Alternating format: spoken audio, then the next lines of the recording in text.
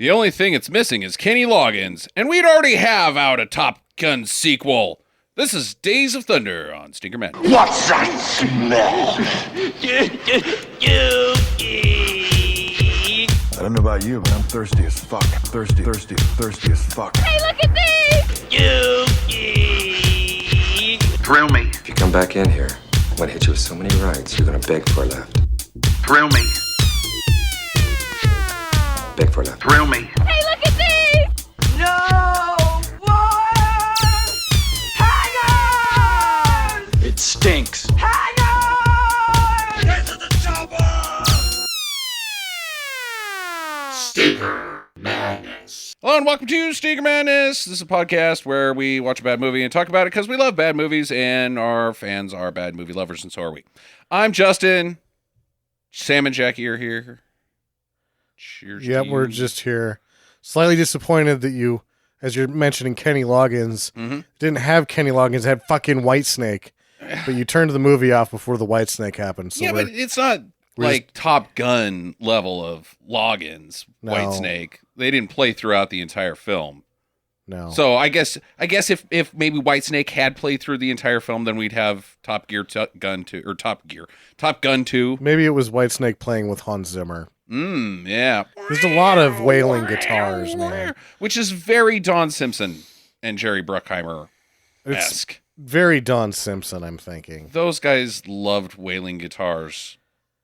They always, every single one of their movies has this moment where victory is nigh and wow comes in. And you're supposed to be like, yeah, victory is nigh. Exactly. If cocaine was writing and directing the film, it would have more guitars. Jackie, you haven't said a word yet. How are you? You are a screeching cat. Okay. Yeah, you know, it takes a lot to be a podcaster. And sometimes when the fear gets you, you just can't podcast anymore.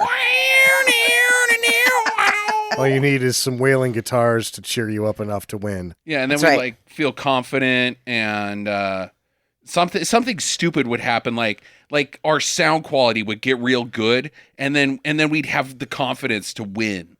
Like Winning. you just need something outside of yourself to happen that doesn't make any sense, and then you can win. Yes. And that's what happens in every single one of their movies. Jackie, now, Tom Cruise is what you would call a heartthrob to the majority of the panty-wearing personage. Are you much into sexy Tom Cruise? No. No. He's never been handsome to me. Yeah. But I do think that over the years, he has, for Tom Cruise's, he's gotten better looking as he's gotten older. Like in this movie, he has a unibrow. Oh, yeah. Yep. And, you know, as he's progressed, he's learned, hey, maybe I shouldn't have a unibrow. Maybe I should close my fucking mouth. Yeah. Not be a Maybe I mouth shouldn't be breather. so much of a fucking mouth breather, which bothered me the entire film. It was like, shut your fucking mouth. Like, even up on his close-ups, he would shut it for just a second, and then his weird teeth would hang out. This is before he got all of his teeth capped, too. Oh. Ugh, God damn it, close your fucking mouth! Did he fix that 4-foot-tall problem? I don't think you can fix that. Oh, he's not heightening? Well, he was wearing cowboy boots this whole movie, so there's 3 inches. And you notice that when him and Nicole Kidman stood together for a majority of their scenes, They couldn't make him tall enough. No. they tried, though. I don't know what she was doing. Let's talk about Nicole Kidman, too. Because this is their second movie together? This or third? is the first. This is the first. Okay, This so is Far when and Away. it happened. and Far and Eyes Wide Away's Shut. next, and Eyes Wide Shut's Yeah, third. okay. This is the movie, so he handpicked her. Okay. He's like, that's who I want to bone next. I want that tall drink of water. Put her in this movie, because he saw Dead Calm with her and guy from Jurassic Park, Sam Neill.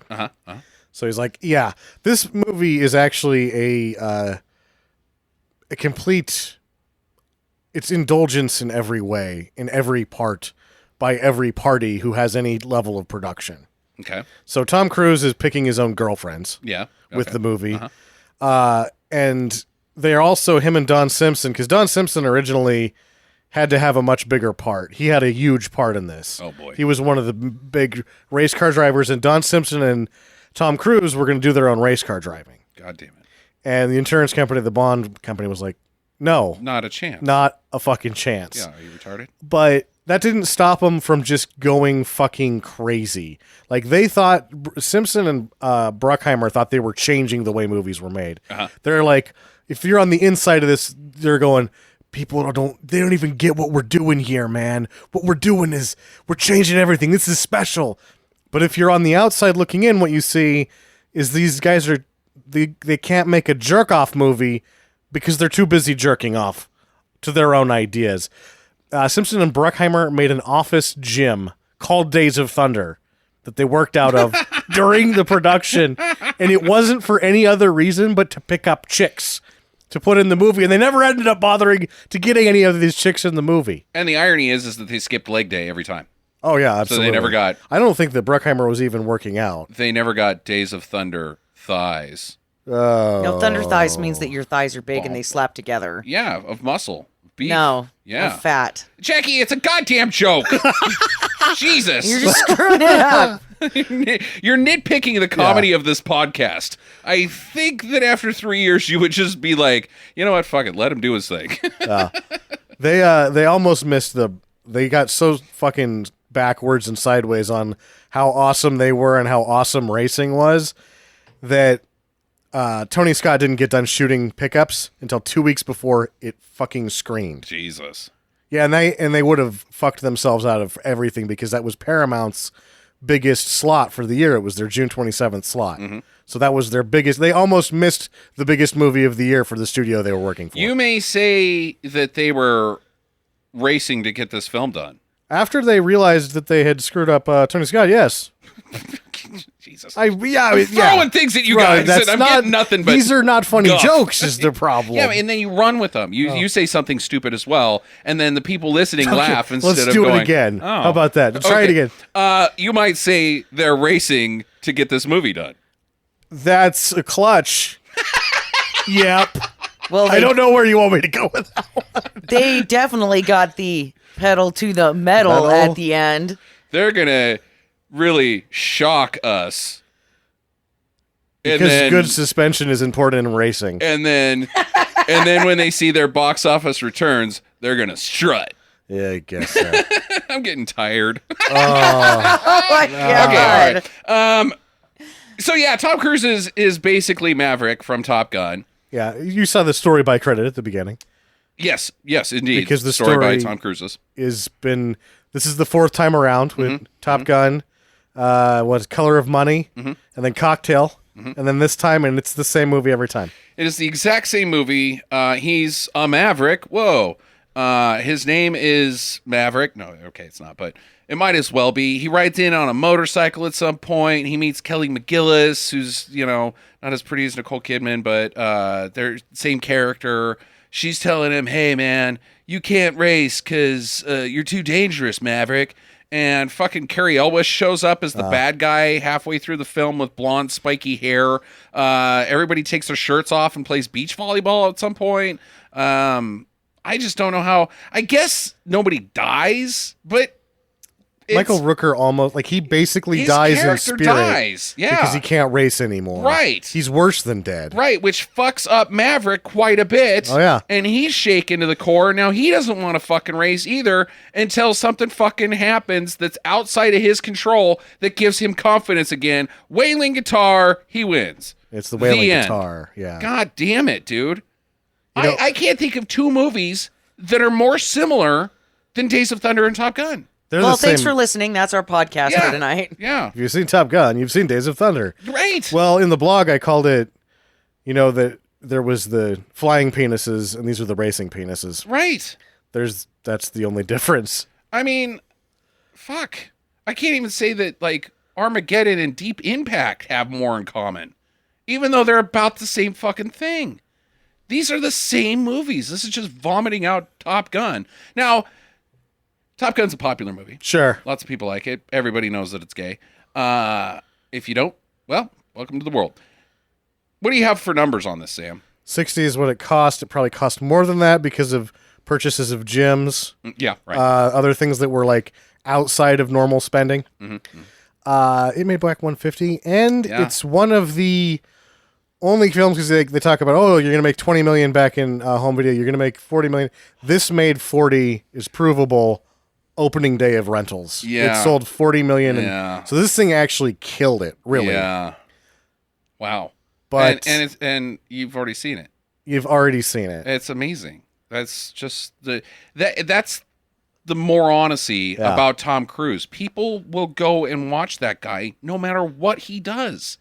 Like has he failed one time at not putting butts in seats? I don't know. I thought we found one of his movies. Collateral didn't do that well. The Collateral fucking killed it, Did dude. it? Yeah, everybody saw Collateral. Maybe Rinse Die Repeat didn't do real great, but I still think it made money. Yeah. And Vanilla Sky probably didn't do real great, but it didn't cost anything. So it did pretty good, and it's a really fucking good movie. You can't count Magnolia because it's an ensemble, Right. not him. Right. Yeah, I don't fucking know, man. I just don't get it. What's the deal with that guy? I don't understand it. We've never had him on the podcast. He has been banned from the podcast until you cram this down our fucking throat. But we could do any of his movies except for Vanilla Sky. He was in Legend, which I thought was Legend did not do well. Yeah, but I wouldn't consider that a Tom Cruise's movie. that's like a Tim Curry movie. Yeah, and he's just in it. That's very early Tom Cruise's. Yes. Yeah. So. But I love that movie. I don't care. I'd watch it again. Tom Cruise's skirt is very short Uh-huh. in Legend. Yeah. Mm-hmm. I have to mention a couple more things about the production. One Okay, of the sure. one of the pickup shots. Guess what? One of the pickup shots was that they forgot to get the first time around. Him crossing the finish line in the climactic race. Whoops. And Tony Scott was full aware of it. It's just that Simpson and Bruckheimer had been doing so much showing up and changing things Uh-huh. that, like, when he got to the working cut, he's like, here's the movie you guys just made. Now I have 6 weeks to fucking fix it. Get out of here. Like, the crew basically said they had 4 months of paid vacation with how much Bruckheimer and Don Simpson were just basically jerking off on set to these ideas that never make it into the movie. The whole movie itself is just a bunch of close-ups with a shaky camera. Yeah. Like, most of the racing shit doesn't even end up in the movie. None of these babes from the gym end up in the movie. None of the shit actually makes it into the movie. The writer Robert Towne also kept traveling around and building these barns because the barn had to be just right. Otherwise, we wouldn't have the emotional impact Right. of Robert Duvall's fucking barn. Uh-huh. He built 2 barns that didn't use either one of them. They just found the barn. Robert Duvall's character is also very much Don Simpson and Jerry Bruckheimer. There's always this middle America guy, like a man's man, blue collar, tough as nails, but likes to live a simple life. Tom Skeritt in Top Gun. Nicolas Cage and Con Air. Sure. Just that type of. They're the same character every goddamn time. Like, they're gonna teach you a valuable lesson about being a man and being an American. And I don't like it. No, I would even say that, like, the Tom Cruise script, because this one is where people really start nailing him for it. They're like, basically, you make the same movie every time, fuck you. Right. So he changes a little bit. But if you think about it, he's an adult man in the Firm and Jerry Maguire, but they're the same fucking movie still. It's also the same movie. Instead of him being the kid, he's just, like, making it his own finally as an adult man, but it's the same fucking movie. Correct. Yeah, fuck that guy. But in the Firm, he's still like a rookie lawyer. So He's a kid that has talent. No, the Firm is basically just Days of Thunder again. yeah, it's Top Gun in the courtroom. They're like, hey, we'll buy the rights to this book. Aren't you going to use the story from the book? No, I've already got a good story. It's called Top Gun Days of Thunder, Cocktail, and The Color of Money. Never count that short guy out. Nope. He can run fast. Yeah, you can run fast. And he wasn't any faster than Robert Duvall in this movie. Yeah, proof In is in the fact, pudding. Robert Duvall beat him twice. So let's be realistic here, gentlemen. The old man beat young Okay. Tom Cruise to the finish line. That's the magic of film. He looks fast. He does look really fast. Yeah, but apparently not. Not so much. No. All right, let's get into this piece of shit. Race day. It's Daytona 500. Opening shots, sunrise. Ooh, yeah, getting pumped about racing. I was waiting for the never-ending story theme to start. And Michael Rooker, who we haven't talked about. I thought we had an episode where we basically just swooned over Michael Rooker. He's awesome in Guardians. He's fucking really good in Mallrats too. Oh yeah. Everybody's getting that. Stink palm. Let's go watch that movie. I think I've said that more about Mallrats than any other movie in this podcast. We should stop doing it. We should just go watch Mallrats. Yeah. He's a race car driver named Rowdy Burns, I think is his name. Yes. And he's like the guy. He's Dale Earnhardt. Yeah, he's basically Dale Earnhardt. He's even got a black car with red numbering. Yep. And They instead of Goodrich, it's Exxon. Other than that, the paint job's exactly the fucking same. yeah, exactly the same. He's the old veteran, respected by everybody. Hell of a racer. Tom Petty's there. Richard Petty. Tom Petty. Yeah, Hey. he was in the background, right? I mean, Richard Petty. Richard Petty, the king, yes. Nobody loves racing. He more was than in the me. opening shots. He was. Just not Tom Petty. Yeah. No. Yeah, Richard Petty. Richard Bob Dylan. Petty was not just in the opening shots. See, now you come in with this shit. Well, I'm getting talked over telling Tom Petty jokes. God damn it. How does it feel? Being spun around. Richard Petty gets spun out by Rowdy. Yeah. And that's the end of Daytona 500. Cut to fucking Robert Duvall on a tractor. That's it. Yeah, they didn't do a good job with this opening race. You know why? Because Tom Cruise isn't in it. Yeah. He wrote this shit. He's like, well, I'm not in it. Let's cut this short. And the picture was basically made by a bunch of cocaine-fueled hard-ons. Yeah, dude. That's not a good way to lead into your racing movie where you get one shot of racing and then cut to Robert Duvall on a tractor. Who fucking won? We don't know. Doesn't matter. We're to assume that it's Rowdy, but at no point are we told, he won the Daytona 500. What an exciting finish. What an incredible racer. Yeah. He just puts Richard Petty in a wall, and then we're supposed to know that he's good. Yep. What? Wait, are we supposed to... Because everybody likes Richard Petty, right? Yeah, he's a very, very popular... In fact, I don't know a single person that's like, fuck Richard Petty. No, nobody says fuck Richard Petty. No, he he's won a cool 200 dude. fucking races, Yeah, man. dude, he's like the man. Gretzky of... Yeah. Yeah, there's Richard Petty and Gretzky are the guys that like won twice as much as anybody else. Even Jackie knows who he is. She just thinks that he's Tom Petty. Tom Petty. Yeah, I know who he is. Anyway, Dresses like the Mad Hatter and sings like this. no, that's not Richard Petty. That's Tom Petty. Oh, right. But my thought there was, are we supposed to think that this other racing guy is a bad dude because he pushed Richard Petty You're off of supposed the... to, I think. I think that's what they wanted you to get there, but I was like, well, maybe not. Maybe he's just a dirty racer, and that's what I should learn. You know, this is before Dale Earnhardt, 3 years before he dies.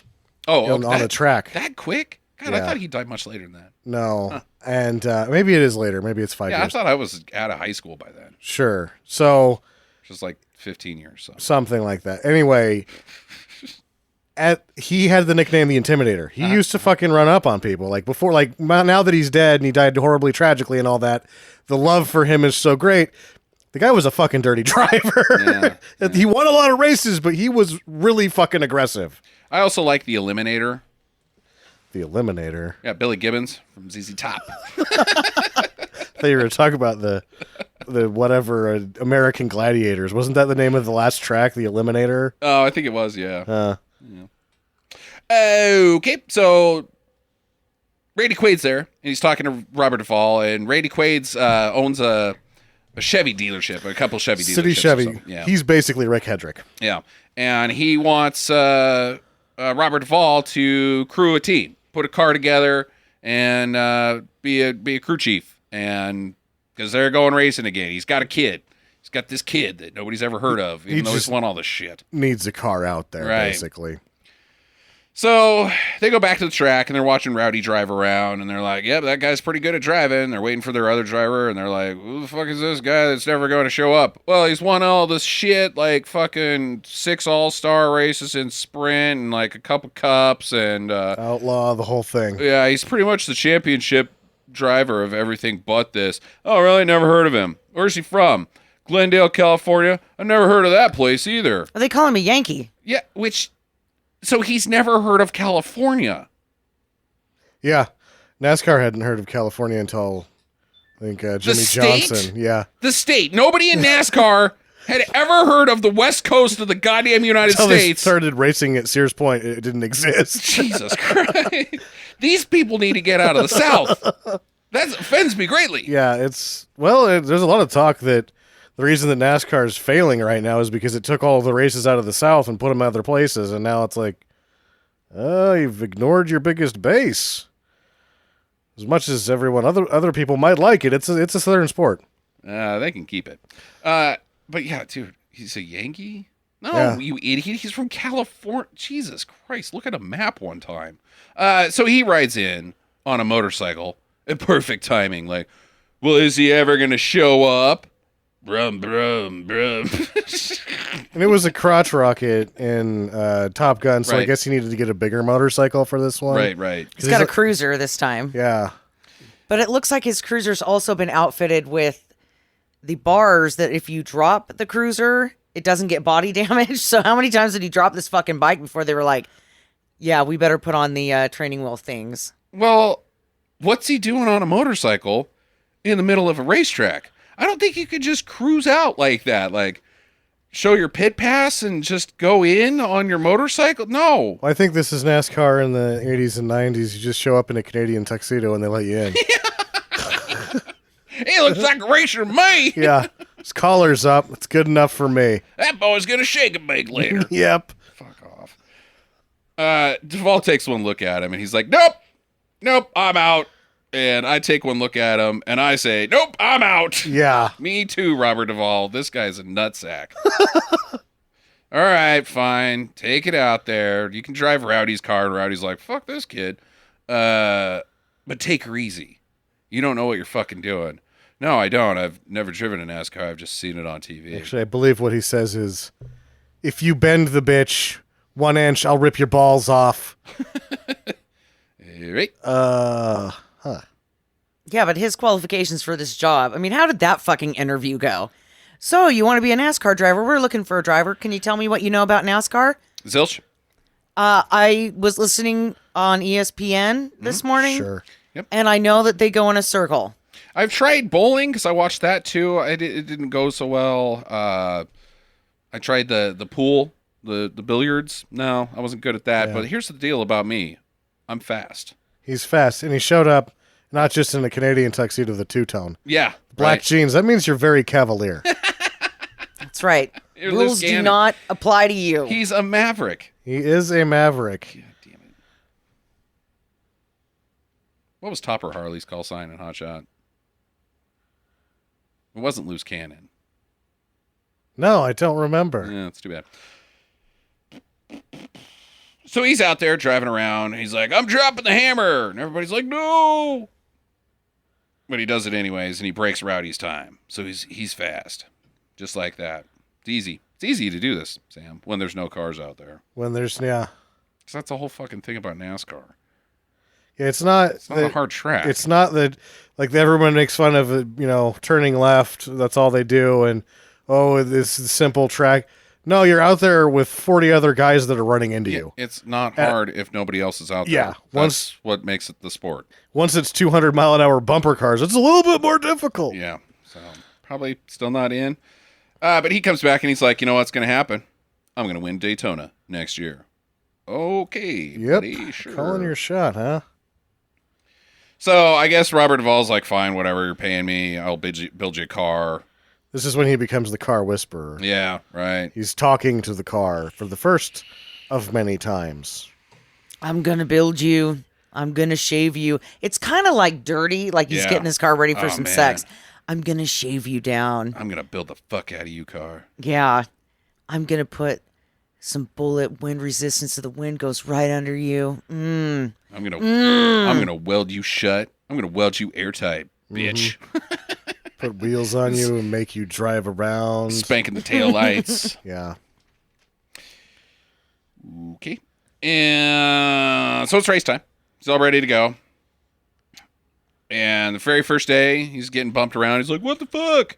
Sam, if you were Robert Duvall, tell me what you would tell Tom Cruise once you're getting bumped around. It's not bumping. It's not knocking. It's not hitting. It's rubbing. Son, rubbin's racing. Robin's race. Rubbin's racing. The Oh, reason I picked this movie is because of that line. Robin's race. Rubbin's racing. Oh boy! So we get the whole deal. There's many races here. He crashes a bunch of times, fails out, burns up the engine. His tires are exploding. His hair's on fire. Duvall's throwing his headphones at the ground. Throws the hat all the time. Yeah. Horse shit. God damn it! He at one point comes into pit row, and I swear to God, the footage makes him going 100 miles an hour. And he crashes into the wall in pit row. Yeah, he like would've almost kills everybody. Had he not crashed out, he certainly would have been black flagged for going over 40 in pit row. Yeah, dude, you're coming in fucking hot. And he's can't pissed do that. because another guy is pulling out in front of him, which doesn't fucking matter. Because you need to be going 40, dude. Slow it down. Did you see that guy? No, I couldn't. You were driving too fast, Yeah, asshole. you crashed and exploded right in front of me, so I'm on fire and I can't see a goddamn thing. Sure. Then there's the ice cream incident. This apparently, all of the shit in this fucking movie really happened. At I one don't point or think he another. came into pit row at 100 miles an hour and exploded. Benny. Oh no, I don't know about that, but like Yeah. all of the tomfoolery is real NASCAR stories. The rental car shit was real. Benny Parsons, when he was racing a replacement for Tim Rich and Harry Hyde, who this whole thing's based on, they actually did that to be assholes to the driver because he was driving like an asshole. They wouldn't let him pit. They were too busy eating ice cream. He had to stay out there and drive the car even though it was tight. So he gets in a big scuffle with Robert Duvall, and things are not going well on Team Chevy, City Chevy. City Chevy. Yeah. Which is also the actual Rick Hedrick auto dealership in Charlotte. He just wrote himself some product placement in the movie here. Nice. So they got 2 races before they need to get a sponsor because Randy Quaid's running out of cash, I guess. He can't keep this up. He doesn't want to pay for it himself anyway. Yeah, they need a real sponsor, like Michelob or something. Who does they get? It's like super. It's not even a real thing. Superflow Yeah. oil. When they finally, a movie that's got more Coke product placement than you can shake a stick at, and the dickheads blow the actual product placement deal. Yeah, you should have got like the Diet Dr. Pepper car. Anything other than a product that doesn't exist. Whiskey Coke brand cola for the Southern folk. Moonshine that'll turn you blind. The best kind. Yeah, Duvall corn mash whiskey. So Robert Duvall goes and talks to him, and he's like, here's the thing. I don't know anything about this shit. Yeah, at which point you're like, yeah, I know. That's why I've come to talk to you, because you don't know shit about fuck. He doesn't know anything about the cars. He's like, I don't know what you're telling me right now. Like, we need to make it faster by doing this and this and this. I got nothing, dude. I'm Yeah. a blank slate here. They just put me in the driver's seat and tell me to drive fast. Up until now, it's worked. Yeah, right. I don't think it has, but Well, what we need is a montage. yeah, we need a montage. Even though we just got done with a montage. Ugh, The first 40 minutes of this movie is just a montage. pretty much. 40 minutes. You can say until Nicole Kidman shows up, it's a montage. And then it's the sex montage. Then it's a sex montage, yeah. So he learns how tires work. They're buds now. Mutual respect, blah, blah, blah. He's racing again against Rowdy. Yeah. And he takes the lead with 3 laps left. And there's a caution flag out because somebody spun out and crashed or some shit. I don't know. Oh, he spins out Rowdy. Yes. And Rowdy crashes, so Rowdy's pissed. So he pits up, and he's in first, but the gun jams. Got too much air in it. It's jammed up in The air gun jam. What can happen is they get stuck on the lug, but that's not what happened here. No, my gun's jammed! The air gun is jammed with air. You know what I like to do in the morning? I like to make some toast and then put some air jam on. I air jam out to White Snake when people will let me listen to it. Nope. Not going to happen. So it takes too long for him to get his tires changed, so he comes out and he's in third place. And they only got one option left. You're going to have to go to the outside, kid. No, the outside's too dangerous. No, you can do it. We can put on these matching tires. Match tires. Yeah, so it's going to be good. Uh-huh. Special tires. He's like, okay, I don't know shit about fucks. Sounds like we can do this. Sounds like if this was real, it sure wouldn't be illegal in racing. Yeah, match tires. Or I don't know if this goes south, a major fucking lawsuit. Yeah. Uh-huh. So he does it. He takes a first place and he wins. And turns out the tires were normal the whole time. Oh, you damn dirty Robert Duvall. This is the first time he gets called a candy ass. I think Tom Cruise gets called a candy ass like 6 times, leading me to believe that he is actually a candy ass. Because if you get called candy ass that many times, it's likely they're not lying. Maybe he thinks he's a candy ass. Maybe it's like a mirror thing, like a self-fulfilling prophecy. He's like, no, I just write it in the script, but really deep down, he knows he's a candy ass. What's this candy ass? Sweet? I don't know. Ultimately, yeah. You got sweet butt? Yeah, I guess you're a wimp. Yeah, that's what it means. But if you You're literally take it, yeah, you got a sweet ass. Sweet ass, yeah. That doesn't make any sense. That's not an insult. No, I'd like to be a candy ass. I don't know if I'd like to be a candy ass, even if it was. Damn. Because I'm thinking to myself, like, well, yeah, if somebody came up and called me a candy ass, I'd be like, why, thank you. Well, Take a bite out of crime, why don't you? What? That doesn't. McGruff? McGruff's the candy dog, Sam. Yeah, McGruff the candy ass dog man. What? Have you been drinking? Maybe. Okie dokie. Only you can prevent forest fires. Well, Smokey the Bear. Her ass is hot. That at least makes some sense.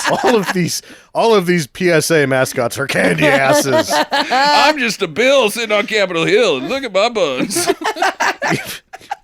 Aquaman says, "Don't swim in the canal, kids." Shut up, candy ass.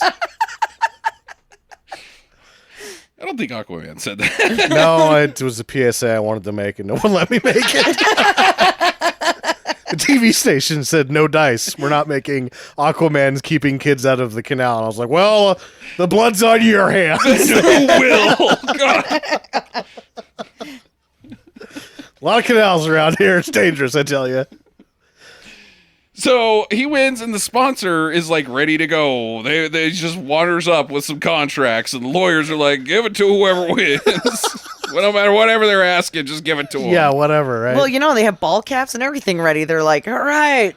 Yeah, that's not how it works. There's just like a line of sponsors waiting for the winner. Yeah, right. Whose turn is it today? It's Superflow. Superflow oil.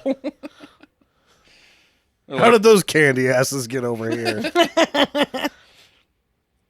So they're cruising around in their semi-truck, towing thing, whatever you want to call it. It's like a Car hauler. Yeah, but it's like a tour bus on the inside, too. Yeah, it's a pretty sweet gig. Yeah, and they're drinking and having a good time, and they get pulled over. Well, you forgot the part where we find out that Tom Cruise's dad is a yacht thief. Yeah, how can you skip over that his dad is a yacht thief who was sponsoring his previous racing gigs? Which is like this sad story that is supposed to be like, "You're my new dad, Robert Duvall." Uh-huh. But he's like, "Yeah, he lied to me and he sold me down the river. Turned out he was a yacht thief." Like, what the fucking... Dude, you probably should have gone with that guy. That sounds interesting. That sounds pretty... That he might be a scoundrel. Can I watch that movie? Yeah, yacht thief. But then Duvall tackles him and starts beating the shit out of him. It seemed like he gave him the oil check. Mm-hmm. Yeah, it did. Like, hey, the camera's running, and you're a candy ass. It is the beach volleyball scene of this movie. Them wrestling in the trailer. Yeah. John C. Reilly is playing guitar.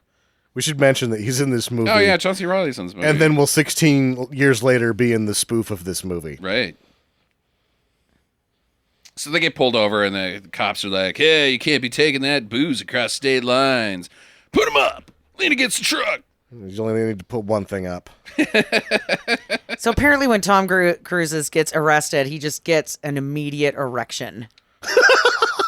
Because they throw him up against the truck. Okay. she's not anywhere near him when he puts his hands up on the truck. She gets behind him. She pats his arm, pats his sides, and then grabs his wiener, and it's already instantly hard. How do you know it was hard? Because you could see it through his pants. Looked like he had a fucking... I think that it's just a cucumber down there. Yeah, it's probably just a cucumber down there. Classic move. Yeah, but his character gets hard every time he gets arrested. The old Robert Plant. Maybe he is a candy ass. He's a candy ass. Big candy ass. Yeah, so she's giving him the rub down, and it's very Red Hot Chili Peppers-esque. What's that song called? Sir Psycho Sexy. Yeah, Sir Psycho Sexy. And she's a prostitute that they hired. They make it worse than this later on in the movie. And it's like, oh, we just found some girl and we put her up to fucking a dude. Did you pay her? Because that makes her a hooker now. We got her ornery. We got her to be extra ornery with him. Ornery, like give him sex. Like she honks his dong, shows him her boobs. She doesn't show us her boobs. And then she makes out with him. Yeah. And so does it end there? No. It doesn't seem like it. Well, I don't think it would, but does this movie say that that's where it ends? At what point is it prostitution? I think as soon as she honks his dong, it's prostitution. Are they real highway patrolmen or are they the hot cops? Yeah, they seem official. They do. I think the highway patrol, and they've turned this woman into a hooker. TJ Hooker. He was a dude. Well. Nice. Way to go, Justin. Shatner probably did this once or twice, too, you know. I know Heather Locklear did. Oh. I got stopped by a lady cop in my automobile. I never did. But you can imagine. I got a ticket for speeding. Yeah, I did. I got that, yeah. Yeah, so I think she's a full-on... I don't think she's a prostitute. No. I think she's a local girl that they have turned into a prostitute. They've turned into a prostitute. And the cops are cool with it. Yeah, they're in on it. Because it's Bama. Sure. Yeah.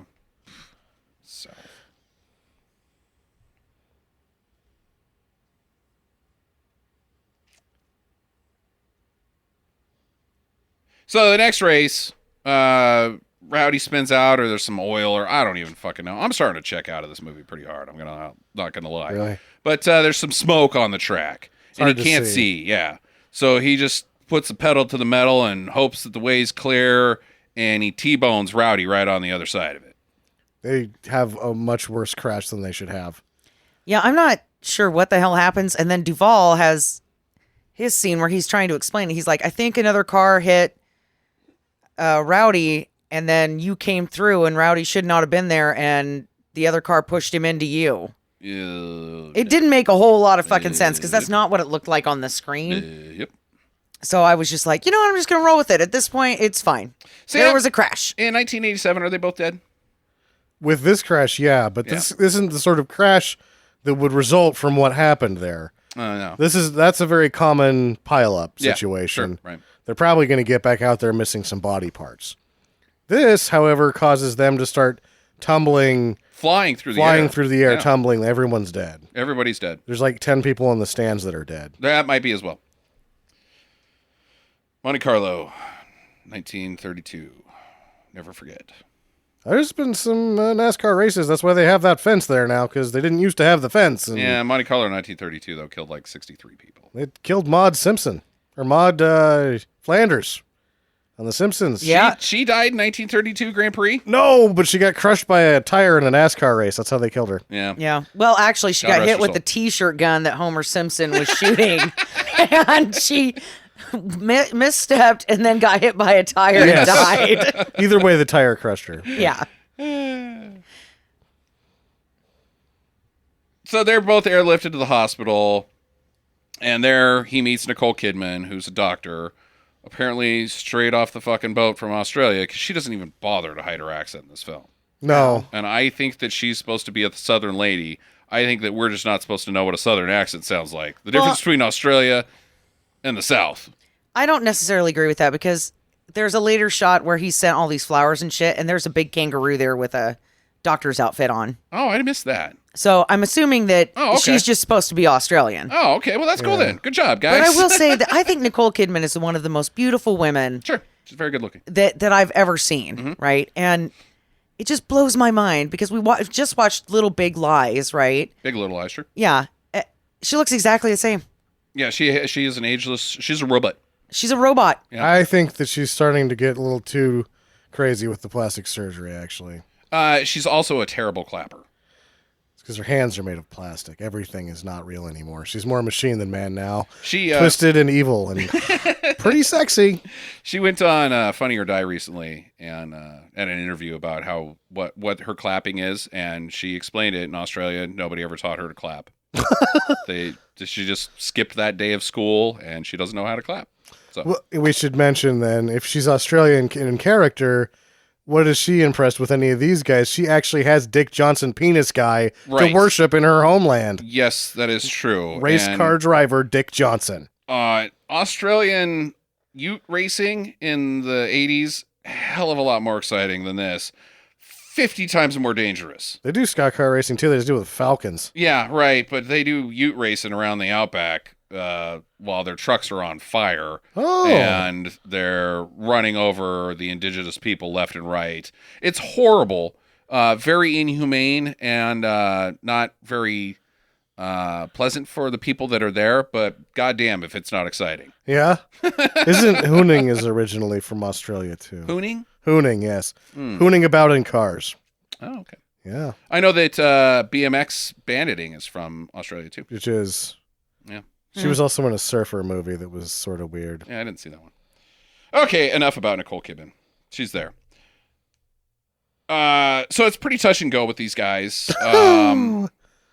He dies for like 8 minutes, and they have to bring him back, and he goes into a coma, and they don't know if he's going to come out of it, and they have to take his skull cap off and like mess around in his brains a little bit, and like combine his DNA with a lizard, and so now he's got lizard powers. No, none of this happens, Jackie, because in this hospital scene, nothing fucking happens. No, it's That's not true. They Super do a brain. undramatic. They do a brain scan. A wiener gets grabbed. Yeah, Yeah. it is the least dramatic.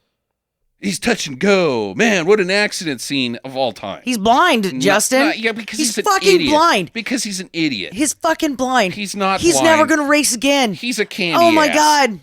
I He can't is a- see. I can't see. Yeah, it's because you're want to drive, Daddy. it's because you're a candy ass. Open up your eyes, dipshit. He's drowning like Little John and Robin Hood Prince Men in Tights. Right. The best part of the hospital scene was when he was in the CAT scan machine. He's like, somebody talk to me. When I'm driving, there's somebody who talks to me, gives me the play-by-play. We're a team, or whatever the fuck he says. And it's like, oh my And God. Nicole Kidman looks over at Robert Duvall and is like, this guy? And he's like, fuck, I don't know. He's like, I'm so embarrassed right now. I mean, obviously he's not blind. I'm going to bone this guy later in this film. He's like, so, yeah, before he got hit in the head hard, the baseline was low. I'm just going to put it this way.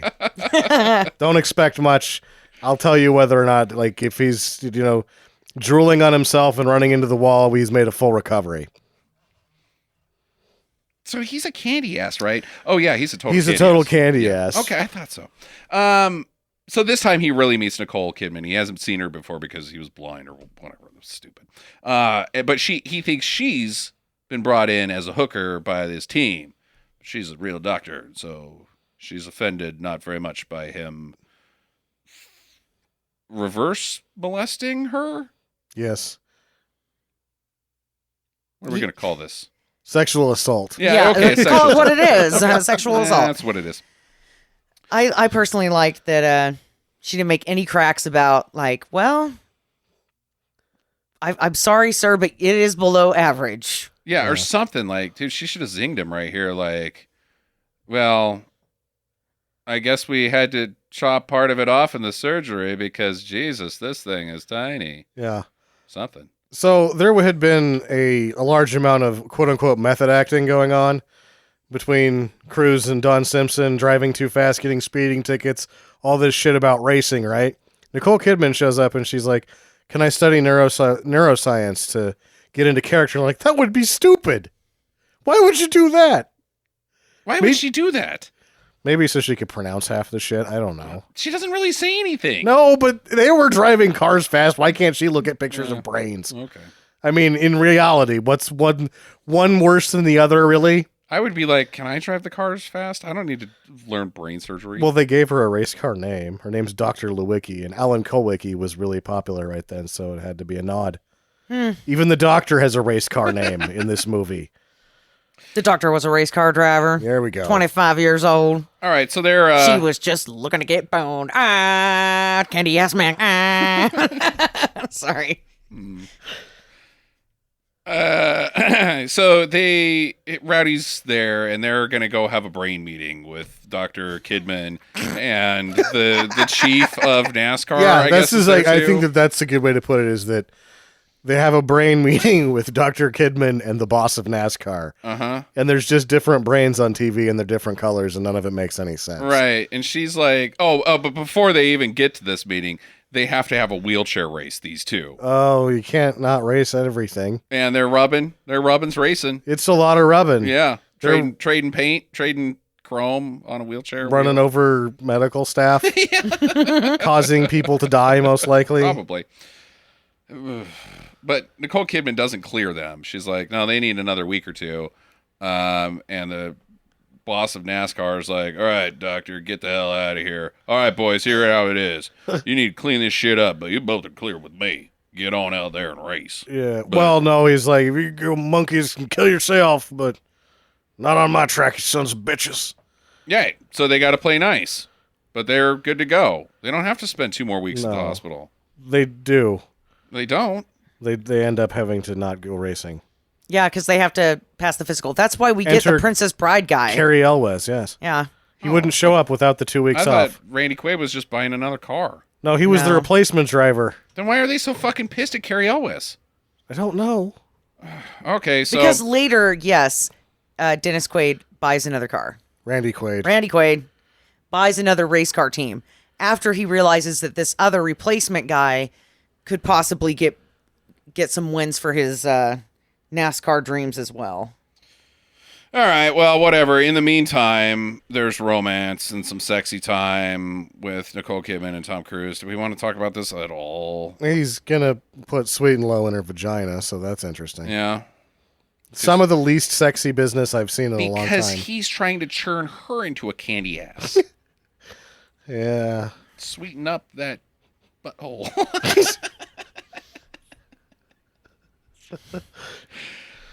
She's Australian. He's gonna have to. He's gonna be the candy ass in this relationship.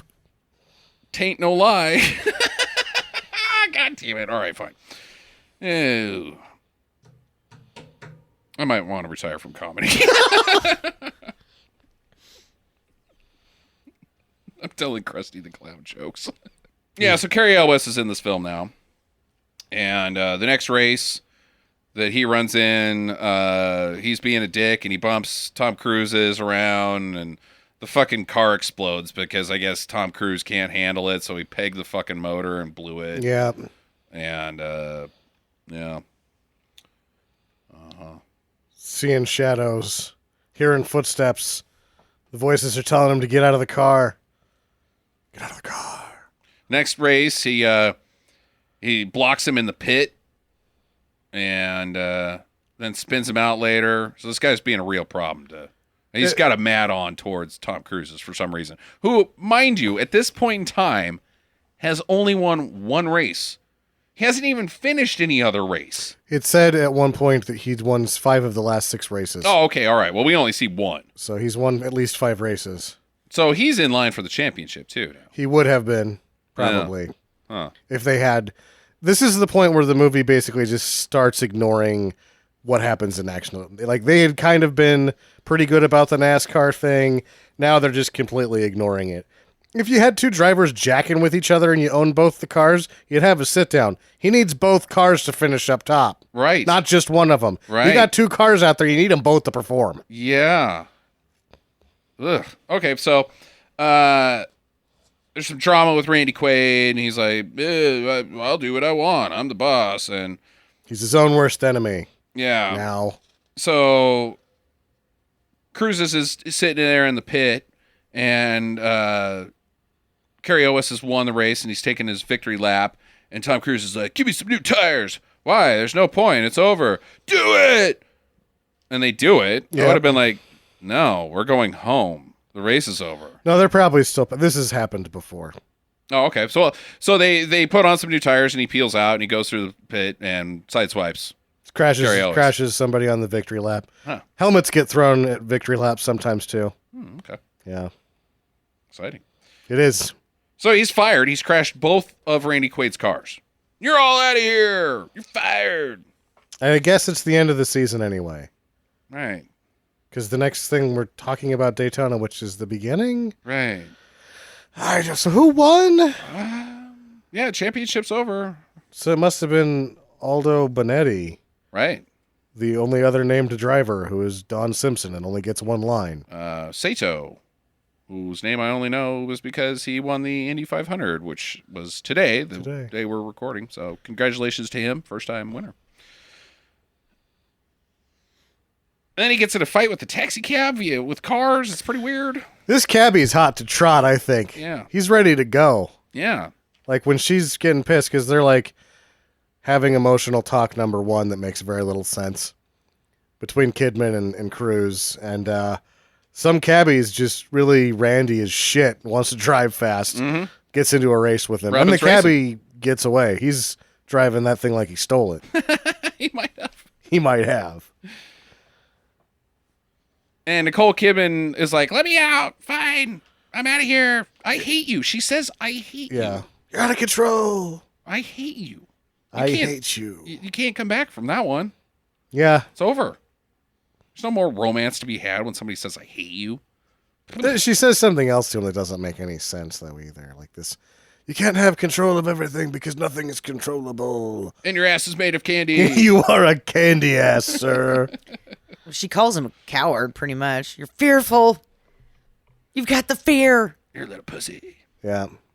I know what your deal is, sweet and low. You were just at a creamer. Oh, my God. He was. That's why they were just jerking around. Give her the sex or don't, buddy. I choose don't. So he goes and visits Rowdy. So he's been dumped by her. And he goes and visits Rowdy, and Rowdy's like about fallen upon hard times. Yeah. All of his children are just crying for no reason. Right. He's playing pool by himself. Yeah. And Rowdy needs to get surgery, brain surgery. Or at least just needs to go back to the doctor and get looked at. Right. They say that he's got a brain hemorrhage. Right. But he's doing fine. Other than the brain hemorrhage that I guess he can just wait and deal with at his own That he pace. prevents him from having a career anymore. Sure, but he won't go to the doctor because nothing's wrong with him, even though he's not allowed to go to work. I can't race anymore, so you drive my car. But everything's fine with me. What Other it than the takes brain cloud. is Tom Cruise has to hit his pool table with a baseball bat Yeah. and then yell at him. Okay. So Tom Cruise goes to Robert Duvall and he's like, hey, be part of my crew. And I'm just going to have a note here that says blah, blah, drama. Yes. This barn scene is super long and super dumb and super boring. And it's about fucking John C. Reilly's dad. Yep. What the fuck, man? Oh, yeah, that's my one question. What? Your question is what the fuck? What happened to that guy? Who cares? He died. He died, but then it was like, oh, he had a heart attack, so he was dead before he hit the wall. And then No. it was, no, he died because you fucked up the exhaust and it went into the car, and he passed out, and he died because he crashed into the wall going 195 No, he miles wasn't. an He was hour. talking his mouth off. Yeah. Sounds like he crashed the car and died. All right. Well, I'll be on your team then. Okay. Right. That's a fucking great scene, guys. Glad that one's in the script. Race day, Daytona 500 day. Nicole Kidman shows up because she doesn't hate him, whatever. And it goes by pretty fast. Not gonna lie. It does. So you got Robert Duvall talking to the car at the beginning. Yeah. Oh, no, you're leaking. We got to swap out the motor at the last second. They stole a motor, but not really. Randy Quaid gave it to him. Which also in the rules, if you do that, you have to go to the back. Yeah, right? Yep. Well, he starts at the back. He's last place. Is he? Yeah, 56 laps in. He's last place. Holy The shit. entire field's in front of him. And he's not talking to Robert Duvall. Hey, come back at you, trucker. And he's like, I'm quiet right now, even though I'm telling you that I'm quiet, but I'm not talking to you guys. What's wrong with you? Are you okay? Say something. He goes through the smoke. There's been a little bit of peel out, and he goes through smoke, and Robert Duvall's like, go high, you can get through those cars. I know you can. You can do it. And he pegs it. First he's a little shaky, but then he pegs it and goes through. Then he gets his confidence back and some wailing guitar. Yep. And then he says, I'm out of here. I'm out of here. Oh? So he downshifts and goes fast. Yep. He's out of there. And he, within like 2 shots, he's all the way from last place into 9th place. Just passing guys left and right because he's confident, his car is like, he's like if Dom was driving it. He just goes fast suddenly. He's got a wailing guitar berator. Right. Oh. Oh. So once that guitar comes on, it's like a turbocharger for his mellow yellow rig. Oh, yeah, the mellow yellow car. So he's doing pretty good, and time's going by pretty fast. It's like we don't have very many laps left, but his gas pedal gets stuck. I can't lift off. All right. Well, he gets spun out, and the gas pedal's fine, but he needs a new tranny. Transmission's screwed. Well, we don't have time for a new tranny. There's a caution flag out there, and you got to get your ass back out there before the pace car. All right, give me high gear. Yep. I guess, so it's a 2-gear tranny. I just guess he gets like 8th or something. It's like that low and high in pole position. You only shift once. Reverse and fast. Yeah, reverse and fast. And if you're Dominic Toretto, there's reverse fast and forward fast. And super fast. Yes. So he gets out in front of the pace car, and there's only 9, or he's in 9th, and there's only 8 laps left. Already in this fucking race. Well, it's been like 10 minutes. Yeah, Randy Quaid helps him get out there, though. Oh, yeah. Because they all have to push him. Yeah, they're bros now. What's his engine? God damn it. God damn it, I'll do what I want.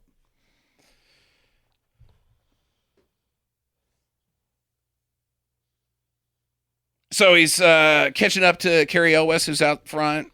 And Carrie Elwes just keep slamming him into the wall. He's like, I'm going to put this son of a bitch away. And he's going to go high on you. Nope, he's not going to go high. He's going to go low on you. Mm-hmm. Old switcheroo. And he passes him and wins the fucking Daytona 500. That's the exciting climax of this film. I thought like there was going to be a thing where Carrie Elwes was going to like try to slam him into the wall, but like overestimates, and then he crashes into the wall and spins out and explodes and dies. That would have been cool. But he just wins. Passes him.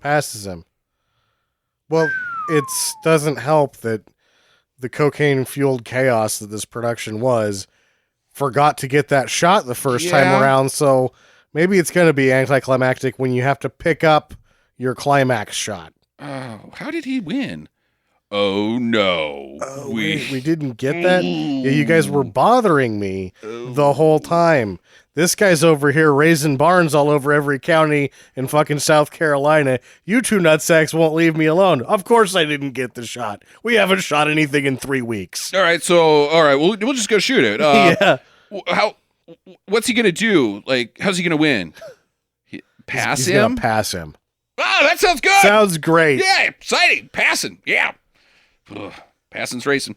So passing is racing. He wins. Everybody fucking loves him. Robert Duvall and him are like, oh, you're cool, right? And they have a fucking foot race because they got to have more Tom Cruise running.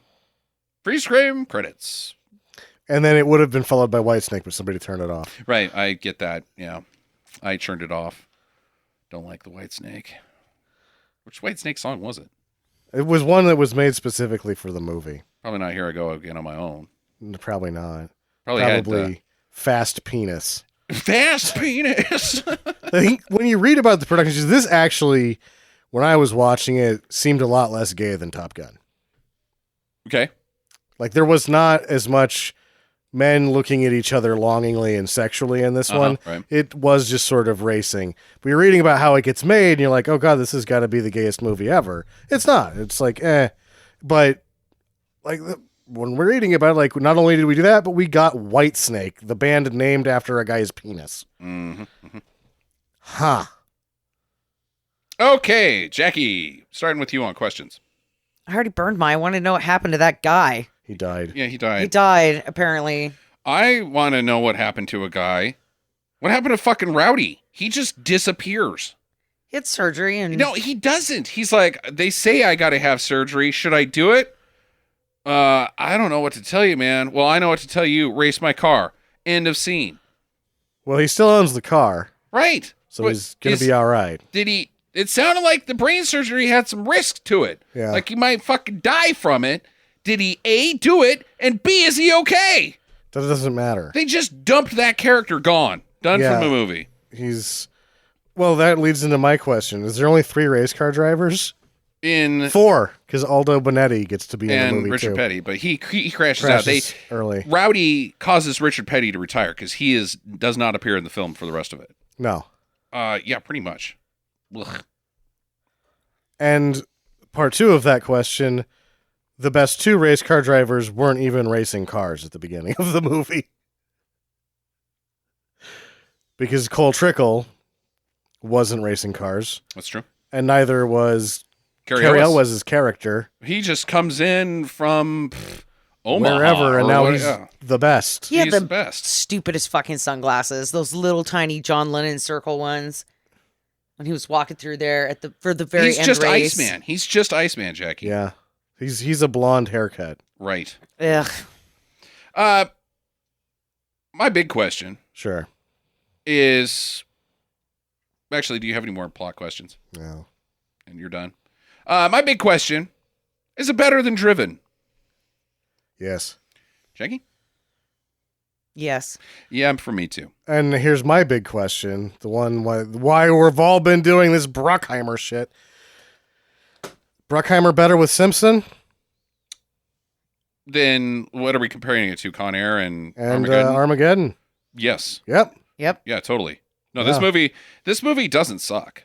It's not very good. I think it's just kind of bleh. Yeah. But I wouldn't even consider this movie a stinker. I just think it's just not that great. I think it's a stinker because it's so dumb. It's super dumb, but it's not near as dumb as Driven. Let's add this another question. How does this stack up in the pantheon of racing movies? Not as good as that one from the Brady Bunch kid. What? Drive? No. You mean Rush. the Happy Days guy? Yeah, the Happy Days Happy guy. the Brady Bunch guy. No, I think that anybody would be willing to say that Rush is pretty much the bar. Yeah. That's the best racing movie of all time. But before Rush, We got Driven. it's probably this movie. I can't think of another racing movie. Like there's plenty of car movies, and Fast and Furious doesn't really count. But like actual professional automobile racing movies. I think this is a perfect question to leave up to the fans. Le Mans with Steve McQueen. Oh yeah, And then there was the one with Paul Newman, and I don't like either one of them as much as I like this movie. Yeah, okay. If you want to write into us and tell us what your favorite racing movie is of all time, whether it be Rush or something that we've talked about or haven't talked about, go ahead and email us at talkatstinkermadness.com or post on Facebook, Facebook.com/stinkermadness.com or Twitter.com/stinkermadness or whatever. Just go to any website. Just start typing. Donkeyporn.com/stinkermadness and you'll find us. Yeah, why not? Does Shake and Bake count? Shake and Bake. shakeandbake.com/stinkermadness. So this movie is super beloved. Oh, you mean Talladega Nights? Yeah. Yes. No, that's a comedy. That's not a racing movie. I mean, you got to give the movie that its legacy is such that it gets a spoof 16 years later. Yeah. It's also very beloved by NASCAR fans because of the character, Michael Rooker's character. What is it again? Buddy? Rowdy Burns? Rowdy Burns. So the guy that is the stunt driver for the Rowdy Burns car, Hedrick let two cars go around in the real Daytona shooting this movie for the first 40 laps and then got them off the track.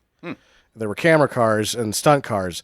And the stunt car was driven by Bobby Hamilton, who at the time was driving a fucking wrecker for the infield. Michael Wrecker? No, a wrecker. Hey-o. Like a go. And the next week, Hedrick's like, well, the car's still in one piece. You want to see if you can qualify in it? He fucking qualified 5th in a shit car. Racing history. Goes on to win 4 races, wins the Craftsman Truck Series, beloved by one of a fan favorite, racer because of this movie. So just I totally think it checked should out. count. All right. If Talladega Nights makes it on the list, that should count. Talladega Nights makes it on the list. What? This A racing movie. Jackie. He was talking about Days of Thunder, not Talladega Nights. Talladega Nights is a comedy, not a racing movie. It's a joke. It's a spoof of racing movies. It's not a racing movie. There's probably as much racing in Talladega Nights as there is in Is this it a film. spoof? Yes. That's like saying that fucking Naked Gun is a cop movie. That's a real cop movie. I think Frank Drebin's one of my favorite I detectives. think so too. Fine. No, whatever you want. I don't care. Whatever, people. Yeah, whatever. All right, there's your movie. Are we giving it recommends? Yes. Okay. I super liked it. I was very entertained. Huh. I got a little vested in some of the racing that was happening. Really wanted Tom Cruise's to win. Okay, Sammy. Yeah, I liked it more than I liked it the first time, and I liked it the first time. I liked it more than the first time too. I didn't like this movie very much, but I still don't like it. I think it's blah. I think it's super generic. I think it's every other Tom Cruise movie, and I just don't like Tom Cruise movies. They suck, but this one I think I have the most fun with. Because Top Gun actually hurts a couple times. Yeah. And I can't watch Cocktail, and I can't watch The Color of Money, so give me Days of Thunder. All right, I'll say do, because I'm going to give it a 6 out of 10. I don't think it's great. If you're only watch one Tom Cruise movie, watch this one. Yeah, it is streaming on Epix right now, I guess we should say. All right, let's move on to some streaming do's and don'ts. But first, we have something that desperately needs to be addressed on this podcast. We've got a major problem out there, and we need to solve this. Jackie and I went to the movie theater last night and saw a classic film showing of David Bowie in Labyrinth, which I hadn't seen since I was a kid. So Got to see it on the big screen. I thought that was you pretty got cool. to see the big package. It was awesome. That's the problem here. That's what we're going to talk about, guys, is David Bowie's package. Hey, kids. David Bowie just put a grapefruit in his pants. What the fuck was going on with David Bowie's balls in Labyrinth, a children's movie? Who said that this was good? I don't know. I've been saying this for years that there's... So they didn't give him any underwear. And tight, fucking skin-tight pants. Just Leotard. you just stare up like, ah... And there's some very questionable shots in this film where some of the Muppets, particularly the Hoggle, her little friend, the grody looking old man, Sure. played by a little person, is eye level to said dong, and it's in frame. Like his face is maybe 2 inches from dong, and it's weird. Yeah, they needed to do different pants. on him. Different pants. What about the Goblin King says that he has to be wearing dong pants? Yeah. Like fucking Freddie Mercury's pants. What's he doing in those? That's actually the Goblin King is his package. He's Knob Goblin. Goblin.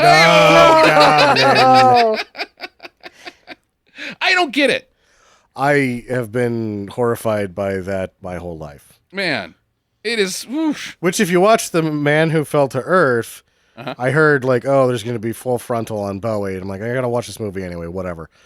So I'm expecting to be horrified by David Coverdale-sized penis. No, it's just like a normal wiener. And you're like, what the fuck is going on in the labyrinth? Did he, like, put a grapefruit in front of there or something? I just think they're really tight pants. It just is a bad idea. Dude, It's a kid's movie. it is a kid's movie. There Mom, were several spots when he was dancing to Dance Magic Dance that you could see 2 balls clearly. clearly balls. Yeah, 2 separate balls. Like the balls had camel toe, and you Right. could totally see it, and you were like, Mommy, do all Goblin Kings have huge packages? I mean, what the fuck?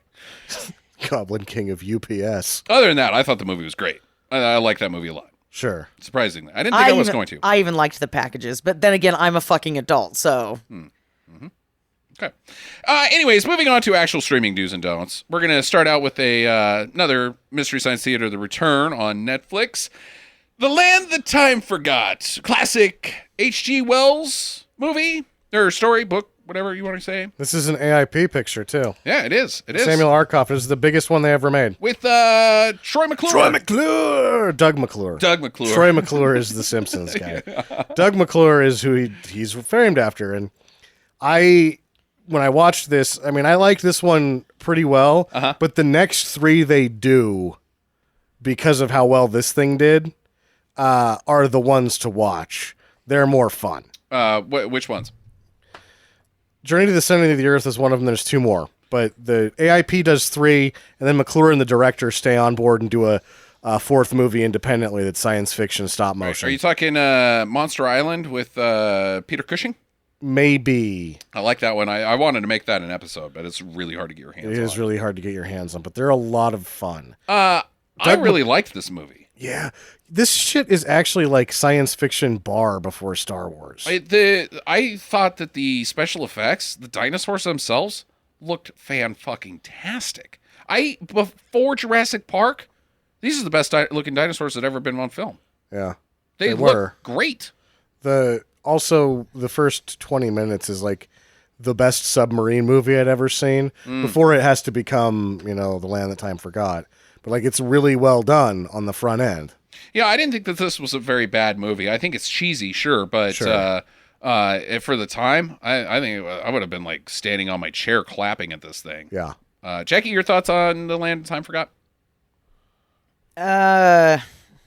Well, I forgot most of this movie, so That's The not a good movie. sign. oh god, That damn Jackie it. forgot. Yeah, the movie that I forgot. But I'm with Sam. I do. The thing that I really took away from the movie was the submarine shots were pretty awesome. Like when they were going to commandeer the submarine and stuff. I liked all of that. But then once we got to Dinosaur Land, I just fucked right off. Oh, I was like, I really like Dinosaur Land. There was different tribes of cavemen. Yeah. And a little bit of a evolutionary subtopic put in there, like, that there's different levels of evolved cavemen, and eventually one of those levels was going to become our men of cavemen. Sure. I liked it. I grooved on this movie. Oh, yeah. It makes me, I forgot how much I like Doug McClure. It makes me think how much I like H.G. Wells. That guy can fucking write. Great fucking science fiction author. Love all that shit. Next up on Amazon Prime, Sam and I watched this. Jackie skipped it. Lethal Ninja, starring Nobody. oh, And you're it's- wrong. I saw this. Oh, you saw Lethal Ninja? Yeah. All right, cool. It had karate, Nope. and I don't think you did. there was a knife in it. Oh. No. Well, No, I guess I Sam- can't fake this one out. Should we tell what is in this movie, or should we save it for viewers if they decide to watch this? I think that you should save. So, the one thing I'll say is that there's another Lethal Ninja that does have somebody in it named David Heavener, and it's not this isn't that one. Yeah, this is made by the same people that did U.S. SEALs, which is one of Sam and I's favorite shitty gun army movies. Sure. This is Lerner. Yeah. Barry Lerner Barry on Lerner, site, right. but Avi Lerner was New Image is the production company. Yeah. So the same people that brought you Shark Attack 3 as well. Sure. So it's this guy is like a cool guy. He's not even a ninja. He's just a cool guy. He becomes a ninja. I guess as it turns out, he's a ninja. Yeah, but he's mostly just a cool guy. Mostly a cool guy. And he's got a buddy who's basically just Steve James from American Ninja as well. But kind of like if you took Steve James's height, but Eddie Murphy's look. Yeah, he looks just like Axel Foley. It's but uncanny. he's too tall. Yeah, He's tall Axel tall Foley. Axel Foley. He should play for the Dallas Cowboys in the Yeah. 70s. And then a gal who has to dress up sexy sometimes, but not all the time. Right.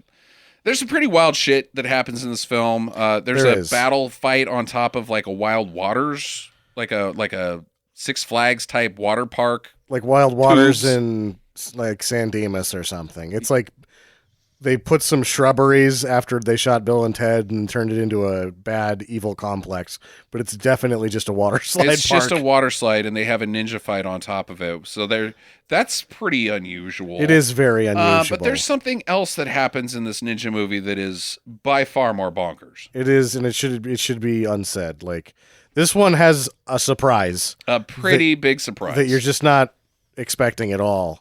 On the whole, though, I didn't think it was that great of a film. I was pretty it. bored with it. I'm still going to give it a do. Yeah, it's a just do. because of the few what the fuck things. But for the most part, it's pretty slow.